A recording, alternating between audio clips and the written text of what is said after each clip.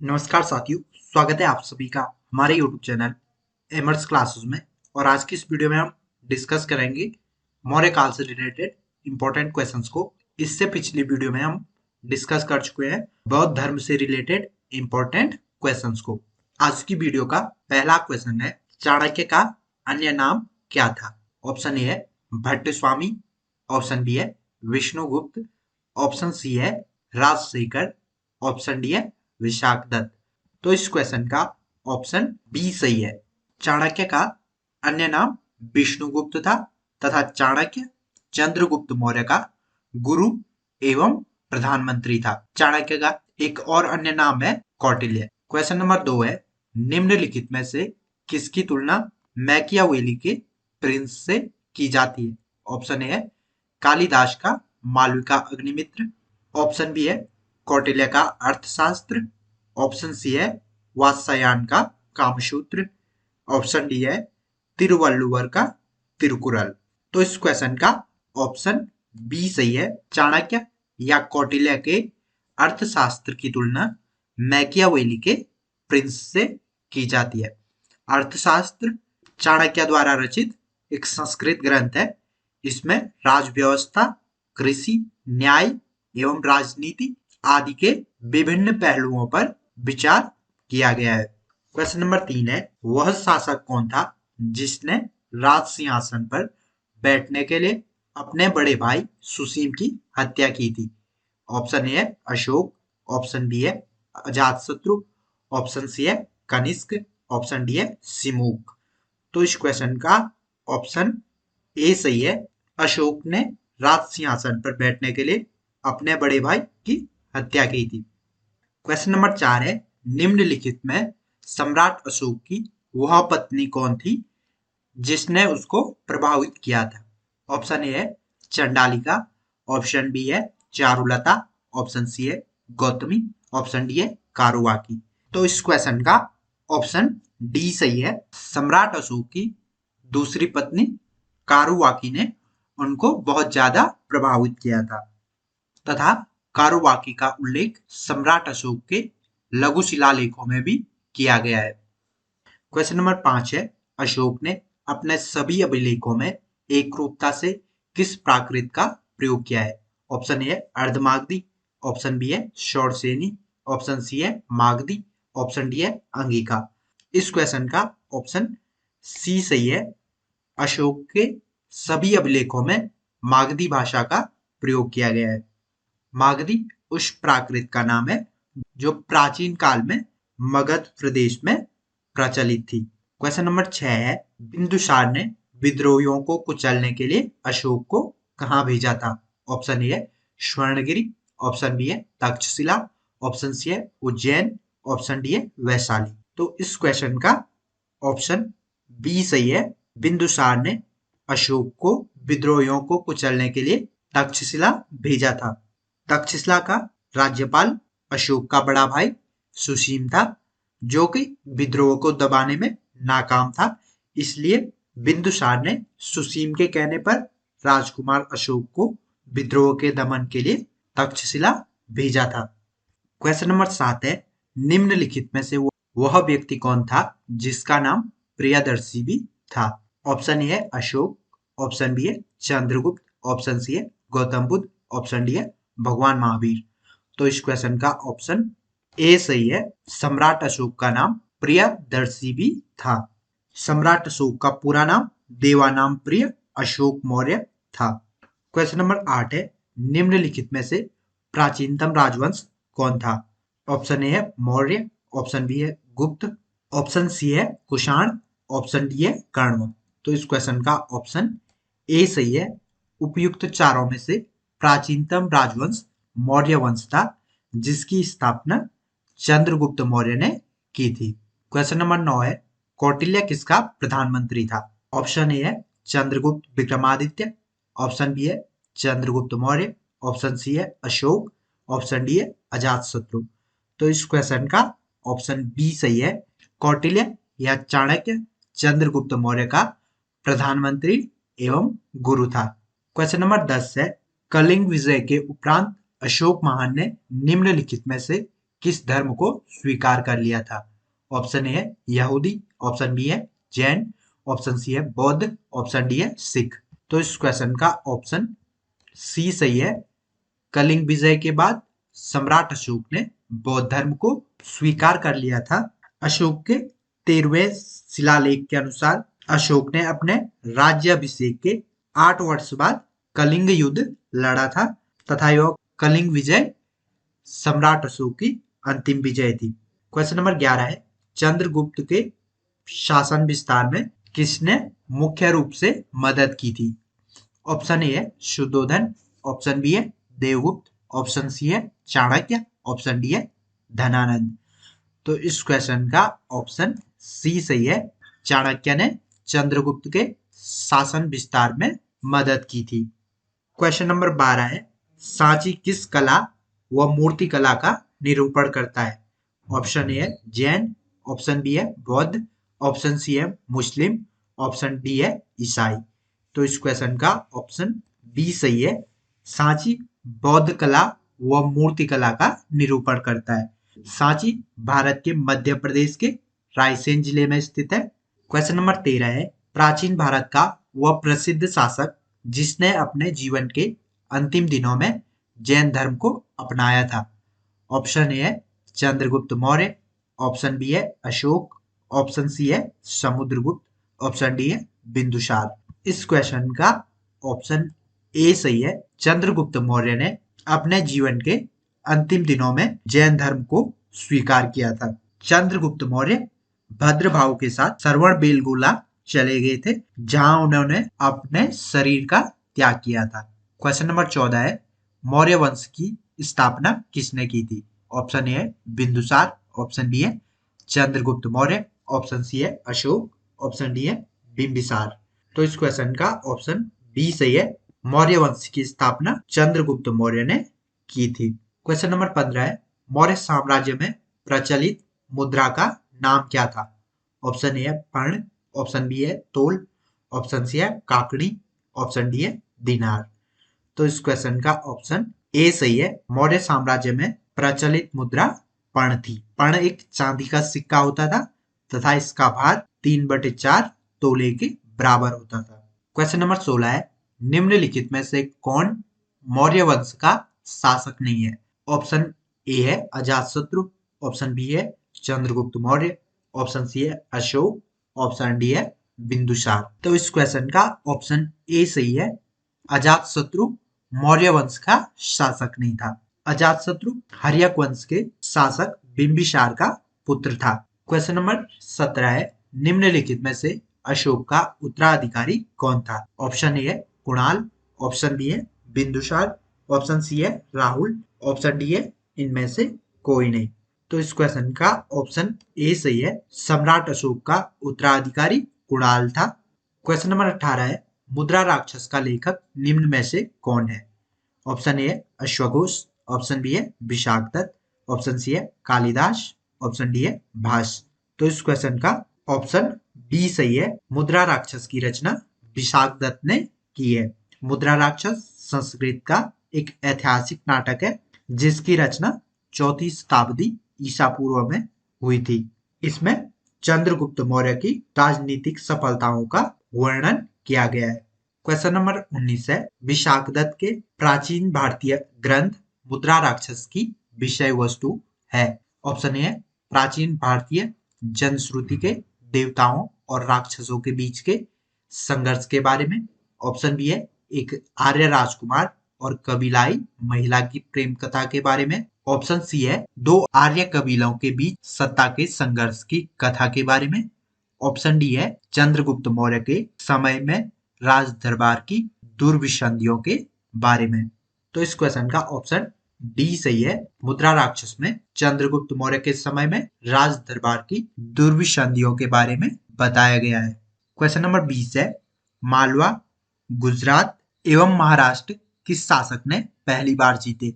Option A है हर्ष, option B है Skandagupta, option C है विक्रमादित्य, ऑप्शन डी है चंद्रगुप्त मौर्य। तो इस क्वेश्चन का ऑप्शन डी सही है। चंद्रगुप्त मौर्य ने मालवा, गुजरात एवं महाराष्ट्र को पहली बार जीता था। तो चंद्रगुप्त मौर्य का साम्राज्य उत्तर पश्चिम में ईरान से लेकर दक्षिण में उत्तरी कर्नाटक एवं पूर्व में मगध से लेकर पश्चिम में सोपारा तथा सौराष्ट्र तक फैला हुआ था। चंद्रगुप्त मौर्य का यूनानी शासक सेल्यूकस के साथ युद्ध हुआ था, जिसमें कि सेल्यूकस पराजित होता है तथा उससे अपने 4 प्रांत चंद्रगुप्त मौर्य को देने पड़ते हैं। क्वेश्चन नंबर 21 है, किसने सहिष्णुता, उदारता और करुणा के विविध आधार पर राजवंश की स्थापना की थी? ऑप्शन ए है अशोक, ऑप्शन बी है अकबर, ऑप्शन सी है रणजीत सिंह, ऑप्शन डी है शिवाजी। इस क्वेश्चन का ऑप्शन ए सही है। सम्राट अशोक ने सहिष्णुता, उदारता और करुणा के आधार पर राजवंश की स्थापना की थी। सम्राट अशोक के शासन का आदर्श कल्याणकारी राज्य की स्थापना करना था। क्वेश्चन नंबर 22 है, निम्नलिखित में से किस शहर में अशोक के शिलालेख नहीं है?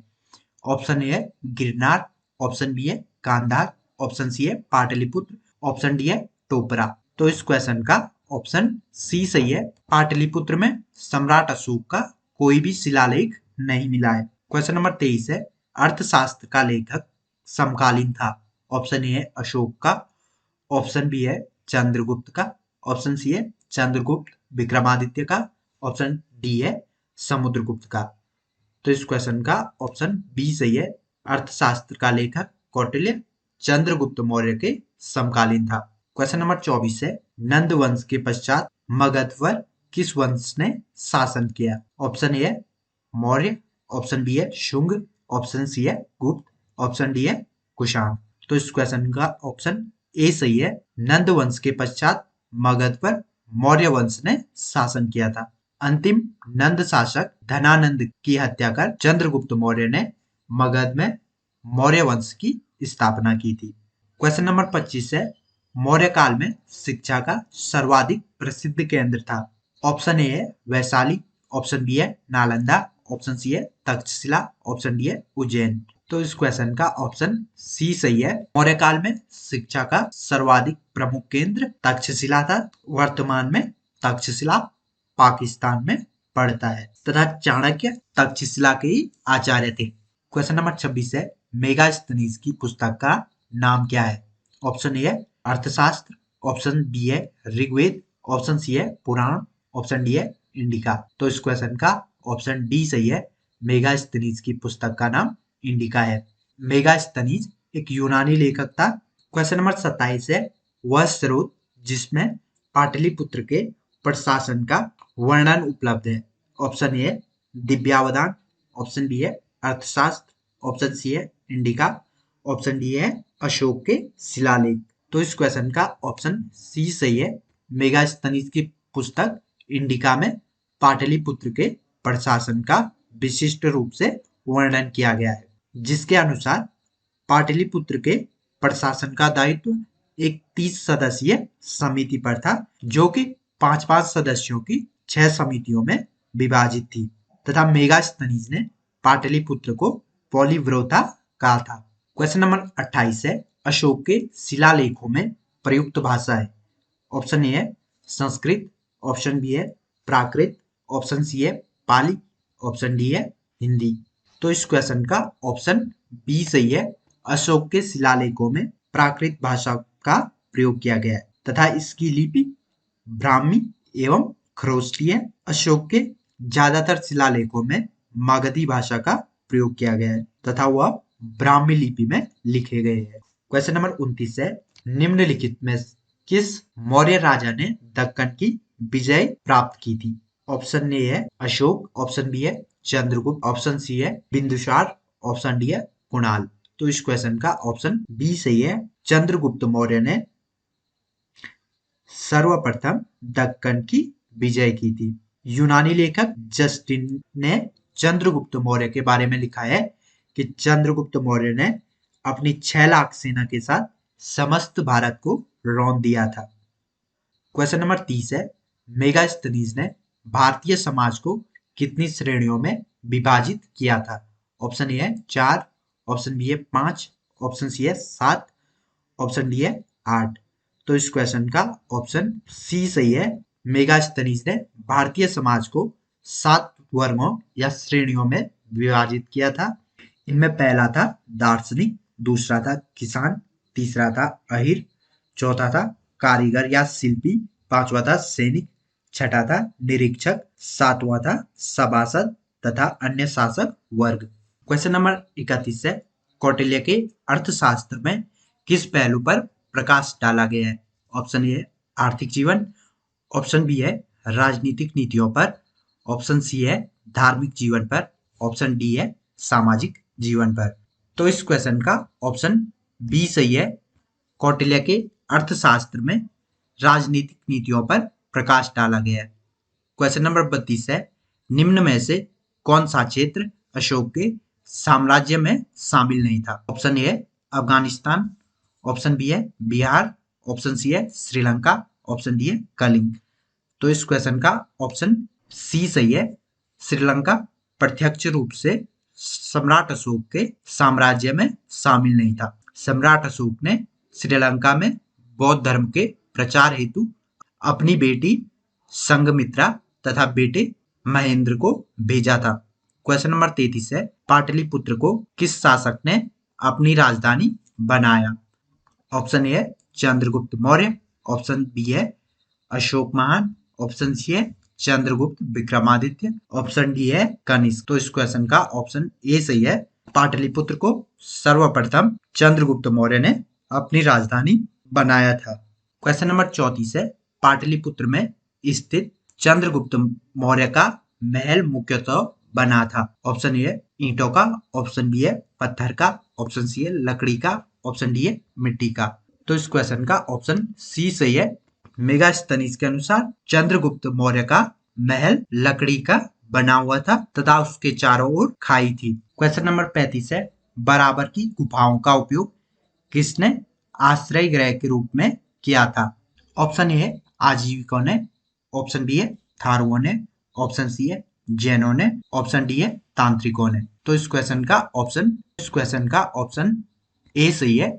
आजीविकों ने बराबर की गुफाओं का उपयोग आश्रय गृह के रूप में किया था। बराबर की गुफाओं का निर्माण सम्राट अशोक ने 3री शताब्दी ईसा पूर्व में किया था तथा यह बिहार के गया जिले में स्थित है। क्वेश्चन नंबर 36 है, किस अभिलेख से यह ज्ञात होता है कि चंद्रगुप्त का प्रभाव पश्चिम भारत तक फैला हुआ था? ऑप्शन ए है कलिंग अभिलेख, ऑप्शन बी है अशोक का गिरनार अभिलेख, ऑप्शन सी है रुद्रदामन का जूनागढ़ अभिलेख, ऑप्शन डी है अशोक का सोपरा अभिलेख। तो इस क्वेश्चन का ऑप्शन सी सही है। रुद्रदामन के जूनागढ़ अभिलेख से यह ज्ञात होता है कि चंद्रगुप्त मौर्य का प्रभाव पश्चिम भारत तक था। इस अभिलेख के अनुसार चंद्रगुप्त मौर्य ने अपने राज्यपाल पुष्यगुप्त वैश्य की सहायता से जूनागढ़ में सुदर्शन झील का निर्माण करवाया था। क्वेश्चन नंबर 37 है, केवल वह स्तंभ जिसमें अशोक ने स्वयं को मगध का सम्राट बताया है?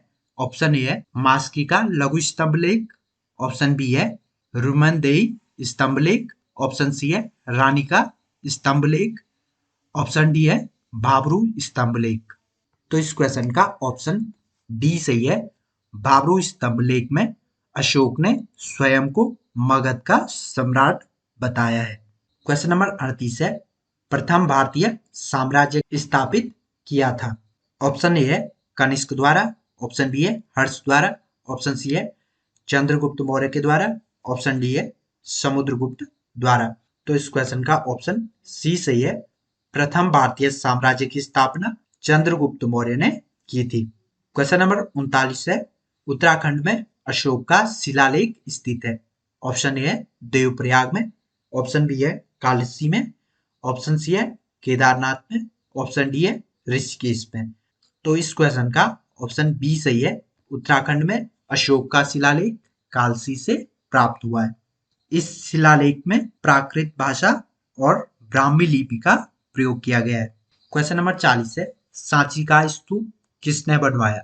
ऑप्शन ए है अशोक, ऑप्शन बी है गौतम बुद्ध, ऑप्शन सी है चंद्रगुप्त, ऑप्शन डी है खरगोन। तो इस क्वेश्चन का ऑप्शन ए सही है। सांची के स्तूप का निर्माण सम्राट अशोक ने करवाया था?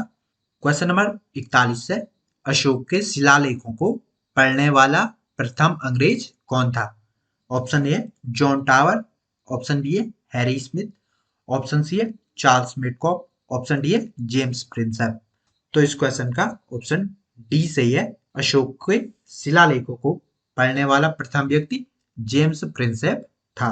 1750 में टी फैंकलर ने सबसे पहले दिल्ली में अशोक स्तंभ का पता लगाया था। बाद में जेम्स प्रिंसेप ने 1837 में इन स्तंभ लेखों को पढ़ा था।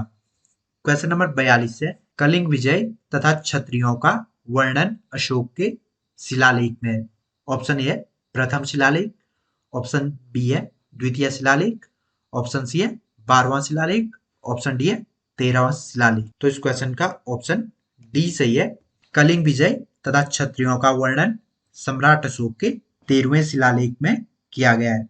13वें शिलालेख में कलिंग विजय, अशोक के हृदय परिवर्तन तथा पड़ोसी राजाओं का वर्णन मिलता है। क्वेश्चन नंबर 43 है, प्रसिद्ध यूनानी इतिहासकार मेगास्थनीज भारत में किसके दरबार में आया था? ऑप्शन ए है अशोक के, ऑप्शन बी है हर्षवर्धन के, ऑप्शन सी है चंद्रगुप्त मौर्य के, ऑप्शन डी है हेमू के। तो इस क्वेश्चन का ऑप्शन सी सही है। यूनानी इतिहासकार मेगास्थनीज चंद्रगुप्त मौर्य के शासनकाल में भारत आया था। यह सेल्यूकस निकेटर का राजदूत था जो कि मगध में रहता था। क्वेश्चन नंबर 44 है, चंद्रगुप्त मौर्य ने सेल्यूकस को कब पराजित किया? ऑप्शन ए है 352 ईसा पूर्व में, ऑप्शन बी है 305 ईसा पूर्व में, ऑप्शन सी है 173 ईसा पूर्व में, ऑप्शन डी है 261 ईसा पूर्व में। तो इस क्वेश्चन का ऑप्शन बी सही है। चंद्रगुप्त मौर्य ने सेल्यूकस निकेटर को 305 ईसा पूर्व में हराया था। इस युद्ध के बाद सेल्यूकस और चंद्रगुप्त मौर्य के बीच संधि हो जाती है, जिसके अनुसार सेल्यूकस अपने 4 प्रांतों काबुल, कंधार, हेरात और मकरात को चंद्रगुप्त मौर्य को दे देता है तथा अपनी बेटी कार्निलिया का विवाह चंद्रगुप्त मौर्य के साथ कर देता है। क्वेश्चन नंबर 45 है, निम्नलिखित में से कौन सा राजा प्रायः जनता के संपर्क में रहता था? ऑप्शन ए है अशोक, ऑप्शन बी है चंद्रगुप्त मौर्य, ऑप्शन सी है चंद्रगुप्त विक्रमादित्य, ऑप्शन डी है बिंदुसार। तो इस क्वेश्चन का ऑप्शन ए सही है। सम्राट अशोक प्रायः जनता के संपर्क में रहता था। अशोक के शिलालेखों के अनुसार सम्राट अशोक ने समस्त जनता को अपनी संतान कहा था। क्वेश्चन नंबर 46 है, अशोक ने 261 ईसा पूर्व में कलिंग को जीतने के बाद क्या किया? अपने राज्य की सीमा का विस्तार किया, ऑप्शन बी है विश्व विजय के लिए निकल पड़ा, ऑप्शन सी है भारी रक्तपात को देखकर युद्ध की नीति का त्याग किया, ऑप्शन डी है इनमें से कोई नहीं। तो इस क्वेश्चन का ऑप्शन सी सही है। 261 ईसा पूर्व में सम्राट अशोक ने कलिंग को जीतने के बाद भारी रक्तपात को देखकर युद्ध की नीति का त्याग कर दिया था तथा धम्म की नीति को अपना लिया था। क्वेश्चन नंबर 47 है, अशोक के अभिलेख किस भाषा व लिपि में है? ऑप्शन ए है प्राकृत व ब्राह्मी, ऑप्शन बी है संस्कृत व ब्राह्मी, ऑप्शन सी है पाली व ब्राह्मी, ऑप्शन डी है इनमें से कोई नहीं। तो इस क्वेश्चन का ऑप्शन ए सही है। अशोक के अधिकांश शिलालेखों में प्राकृत भाषा व ब्राह्मी लिपि का प्रयोग किया गया है। क्वेश्चन नंबर 48 है, किस ग्रंथ में चंद्रगुप्त के लिए ब्रिसल शब्द प्रयोग किया गया है? ऑप्शन ए है ब्राह्मण साहित्य में, ऑप्शन बी है जैन साहित्य में, ऑप्शन सी है मुद्रा राक्षस में, ऑप्शन डी है बौद्ध ग्रंथों में। तो इस क्वेश्चन का ऑप्शन सी सही है। विशाखदत्त कृत मुद्रा राक्षस में चंद्रगुप्त मौर्य के लिए ब्रिसल शब्द का प्रयोग किया गया है। ब्रिसल का अर्थ होता है निम्न कुल। क्वेश्चन नंबर 49 है, अशोक के जो शिलालेख संगम राज्य के बारे में हमें बताते हैं? ऑप्शन ए पहला और 10वां, ऑप्शन बी है पहला और 11वां, ऑप्शन सी है दूसरा और 13वां, ऑप्शन डी है दूसरा और 14वां। तो इस क्वेश्चन का ऑप्शन सी सही है। अशोक का दूसरा और 13वां शिलालेख संगम राज्य के बारे में हमें बताता है। अशोक के दूसरे एवं 13वें शिलालेख में हमें संगम राज्य, चोल, चेर, पांड्य एवं सतीय पुत्र की जानकारी मिलती है। क्वेश्चन नंबर 50 है, निम्नलिखित में से किस राज्यादेश में अशोक के व्यक्तिगत नाम अशोक का उल्लेख मिलता है? Option A Kalsi, option B है रुमेंदेई, ऑप्शन सी है विशिष्ट कलिंग राज्यादेश, ऑप्शन डी है मास्की। तो इस क्वेश्चन का ऑप्शन डी सही है। मास्की अभिलेख में सम्राट अशोक ने अपने व्यक्तिगत नाम अशोक का उल्लेख किया है। मास्की अभिलेख आंध्र प्रदेश के रायचूर जिले में स्थित है। इसके अतिरिक्त गुर्जरा लेख में भी सम्राट अशोक के अशोक नाम का उल्लेख मिलता है। क्वेश्चन नंबर 51 है, श्रीनगर की स्थापना किस मौर्य शासक ने की थी? ऑप्शन ए है अशोक, ऑप्शन बी है बिंदुसार, ऑप्शन सी है चंद्रगुप्त, ऑप्शन डी है दशरथ। तो इस क्वेश्चन का ऑप्शन ए सही है। श्रीनगर की स्थापना सम्राट अशोक ने की थी। क्वेश्चन नंबर 52 है, किस ग्रंथ में शूद्रों के लिए आर्य शब्द प्रयोग हुआ है? ऑप्शन ए अर्थशास्त्र, ऑप्शन बी है मुद्रा राक्षस, ऑप्शन सी है अष्टाध्यायी, ऑप्शन डी है बृहद कथा मंजरी। तो इस क्वेश्चन का ऑप्शन ए सही है। अर्थशास्त्र में शूद्रों के लिए आर्य शब्द प्रयोग किया गया है।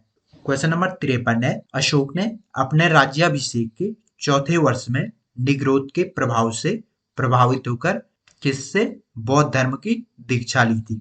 ऑप्शन ए है नागार्जुन, ऑप्शन बी है निग्रोध, ऑप्शन सी है उपगुप्त, ऑप्शन डी है इनमें से कोई नहीं। तो इस क्वेश्चन का ऑप्शन सी सही है।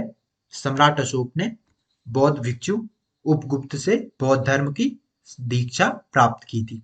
क्वेश्चन नंबर 54 है, किसने पाटलिपुत्र को पॉलीब्रोथा कहा? ऑप्शन ए है मेगास्थनीज, ऑप्शन बी है स्ट्रैबो, ऑप्शन सी है प्लूटार्क, ऑप्शन डी है एरियन। तो इस क्वेश्चन का ऑप्शन ए सही है। मेगास्थनीज ने अपनी पुस्तक इंडिका में पाटलिपुत्र के लिए पॉलीब्रोथा शब्द प्रयोग किया है। क्वेश्चन नंबर 55 है, मौर्य काल में एग्रोनोमाई किसे कहा जाता था? ऑप्शन ए भवन निर्माण अधिकारी, ऑप्शन बी है सड़क निर्माण अधिकारी, ऑप्शन सी है कृषि विभाग का अधिकारी, ऑप्शन डी है मापतोल का अधिकारी। तो इस क्वेश्चन का ऑप्शन बी सही है। मौर्य काल में सड़क निर्माण अधिकारी को एग्रोनोमाई कहा जाता था। क्वेश्चन नंबर 56 है, मौर्य काल में गुप्तचरों को क्या कहा जाता था? ऑप्शन ए है गूढ़ पुरुष, ऑप्शन बी है गुप्तचर, ऑप्शन सी है संस्था एवं संचार, ऑप्शन डी है खोजी। तो इस क्वेश्चन का ऑप्शन ए सही है। मौर्य काल में गुप्तचरों को गूढ़ पुरुष कहा जाता था। क्वेश्चन नंबर 57 है, किस श्रीलंकाई शासक ने अपने आप को मौर्य सम्राट अशोक के आदर्शों के अनुरूप ढालने की कोशिश की?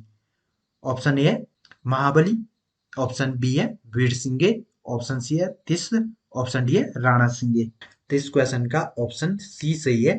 श्रीलंकाई शासक तिस्स ने स्वयं को मौर्य सम्राट अशोक के आदर्शों के अनुरूप ढालने की कोशिश की थी। तिस्स लगभग 250 ईसा पूर्व से 211 ईसा पूर्व तक सिंहल द्वीप, जिसे वर्तमान में श्रीलंका कहा जाता था, उसका शासक था। तिस्स अपने नाम के साथ देवा नाम प्रिय जोड़ता था, जो कि सम्राट अशोक का ही उपनाम है। क्वेश्चन नंबर 58 है, किस जैन ग्रंथ में चंद्रगुप्त मौर्य के जैन धर्म अपनाने का उल्लेख मिलता है? ऑप्शन ए पूर्व, ऑप्शन बी है प्रशिष्ट पर्वण, ऑप्शन सी है अंग, ऑप्शन डी है उपांग। तो इस क्वेश्चन का ऑप्शन बी सही है। जैन ग्रंथ प्रशिष्ट पर्वण में चंद्रगुप्त मौर्य के जैन धर्म अपनाने का उल्लेख मिलता है। क्वेश्चन नंबर 59 है, किस महीने मौर्यों का राजकोषीय वर्ष आरंभ होता था? ऑप्शन ए फाल्गुन या मार्च, ऑप्शन बी है आषाढ़ या जुलाई, ऑप्शन सी है ज्येष्ठ या जून, ऑप्शन डी है पौष माघ या जनवरी फरवरी। तो इस क्वेश्चन का ऑप्शन बी सही है। मौर्यों का राजकोषीय वर्ष आषाढ़ या जुलाई से प्रारंभ होता था। क्वेश्चन नंबर 60 है, अशोक के बारे में जानने के लिए महत्वपूर्ण स्रोत है। ऑप्शन ए आहत मुद्रा, ऑप्शन बी है शिलालेख, ऑप्शन सी है यूनानी लेख, ऑप्शन डी है ब्राह्मण, ऑप्शन डी है बौद्ध साहित्य। तो इस क्वेश्चन का ऑप्शन बी सही है। सम्राट अशोक के बारे में जानने के लिए सबसे महत्वपूर्ण स्रोत शिलालेख हैं। इन शिलालेखों में अशोक के व्यक्तिगत जीवन तथा प्रशासनिक कार्यों तथा साम्राज्य के बारे में जानकारी दी गई है। क्वेश्चन नंबर 61 है, अशोक के काल में कौन सी लिपि दक्षिण भारत में प्रवर्तित हुई थी? ऑप्शन ए है ब्राह्मी, ऑप्शन बी है अरमाइक, ऑप्शन सी है खरोष्टी, ऑप्शन डी है यूनानी। तो इस क्वेश्चन का ऑप्शन ए सही है। अशोक के काल में दक्षिण भारत में ब्राह्मी लिपि प्रवर्तित हुई थी। क्वेश्चन नंबर 62 है, अशोक का शिलालेख भारतीय उपमहाद्वीप के बाहर भी पाया गया है, निम्नलिखित में से किस देश में पाया गया है? ऑप्शन ए है अफगानिस्तान, ऑप्शन बी है चीन, ऑप्शन सी है वर्मा, ऑप्शन डी है नेपाल। तो इस क्वेश्चन का ऑप्शन ए सही है। अशोक का शिलालेख भारतीय उपमहाद्वीप के बाद अफगानिस्तान में पाया गया है तथा अफगानिस्तान अभिलेख में अरमाइक एवं ग्रीक भाषा का प्रयोग किया गया है। क्वेश्चन नंबर 63 है, भारतीय लिखने की कला नहीं जानते हैं, यह किसने कहा था? ऑप्शन ए है कौटिल्य, ऑप्शन बी है प्लिनी, ऑप्शन सी है प्लूटार्क, ऑप्शन डी है मेगास्थनीज। तो इस क्वेश्चन का ऑप्शन डी सही है। मेगास्थनीज ने कहा था कि भारतीय लिखने की कला नहीं जानते। क्वेश्चन नंबर 64 है, किस मौर्य सम्राट ने एक विदेशी राजा सीरिया के एंटियोकस प्रथम से अंजीर, शराब और दार्शनिक को भारत भेजने का आग्रह किया था? ऑप्शन ए है चंद्रगुप्त, ऑप्शन बी है बिंदुसार, ऑप्शन सी है अशोक, ऑप्शन डी है कुणाल। तो इस क्वेश्चन का ऑप्शन बी सही है।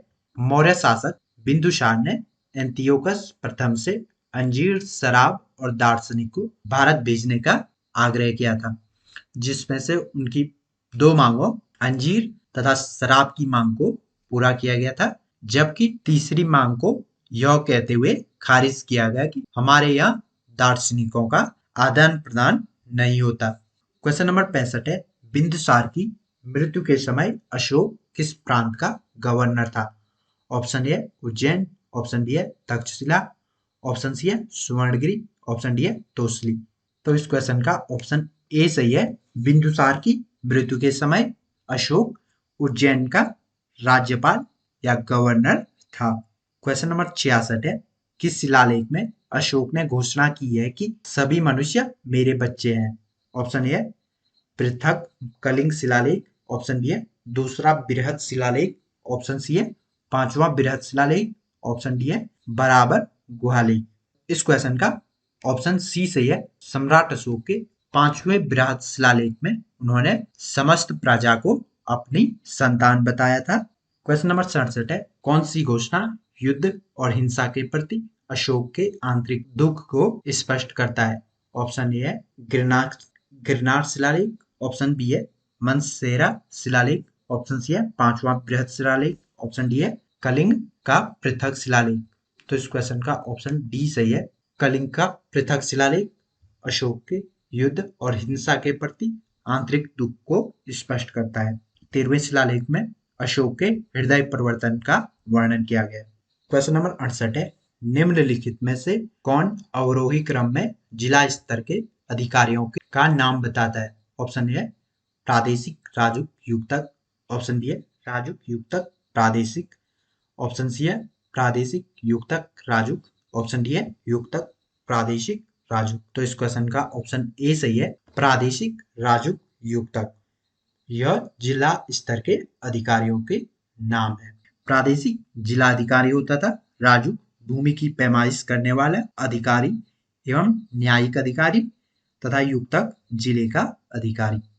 क्वेश्चन नंबर 69 है, विष्टि है? ऑप्शन ए है वैवाहिक अनुष्ठान, ऑप्शन बी है वेगारी, ऑप्शन सी है प्रांत, ऑप्शन डी है जिला। इस क्वेश्चन का ऑप्शन बी सही है, विष्टि बेगारी को कहा जाता है। क्वेश्चन नंबर 70 है, मौर्य काल में सीता से तात्पर्य था? ऑप्शन ए है एक देवी, ऑप्शन बी है एक धार्मिक संप्रदाय, ऑप्शन सी है राजकीय भूमि से प्राप्त आय, ऑप्शन डी है ऊषर भूमि। तो इस क्वेश्चन का ऑप्शन सी सही है। मौर्य काल में राजकीय भूमि से प्राप्त आय को सीता कहा जाता था।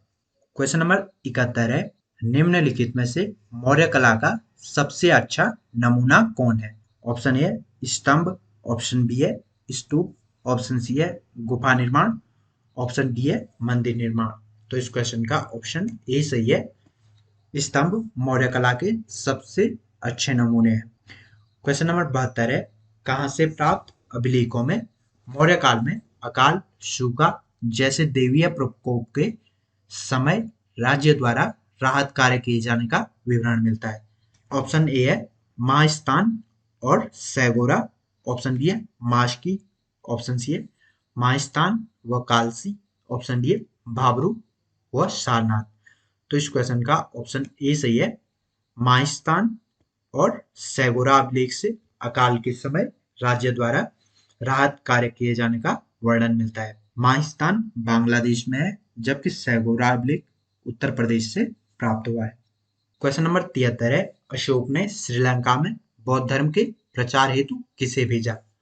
ऑप्शन ए है महेंद्र, ऑप्शन बी है संघमित्रा, ऑप्शन सी है दोनों को, ऑप्शन डी है महारक्षित को। तो इस क्वेश्चन का ऑप्शन सी सही है, सम्राट अशोक ने अपने बेटे महेंद्र और पुत्री संघमित्रा को श्रीलंका में बौद्ध धर्म के प्रचार हेतु भेजा था। क्वेश्चन नंबर 74 है, कहां से अशोक के द्विभाषी ग्रीक और अरमाइक अभिलेख प्राप्त हुआ है? ऑप्शन ए है सेरेकुना या कंधार अभिलेख, ऑप्शन बी है मनसेरा, ऑप्शन सी है कालसी, ऑप्शन डी है कलिंग। तो इस क्वेश्चन का ऑप्शन ए सही है, सेरेकुना व कंधार अभिलेख में ग्रीक एवं अरमाइक भाषाओं का प्रयोग किया गया है। क्वेश्चन नंबर 75 है, कौटिल्य द्वारा रचित अर्थशास्त्र कितने अधिकरणों में विभाजित है? ऑप्शन ए है 11, ऑप्शन बी है 12, ऑप्शन सी है 14, ऑप्शन डी है 15। तो इस क्वेश्चन का ऑप्शन डी सही है, अर्थशास्त्र 15 अधिकरणों में विभाजित है तथा इसमें 180 प्रकरण है। अर्थशास्त्र में सप्तांग सिद्धांत का वर्णन मिलता है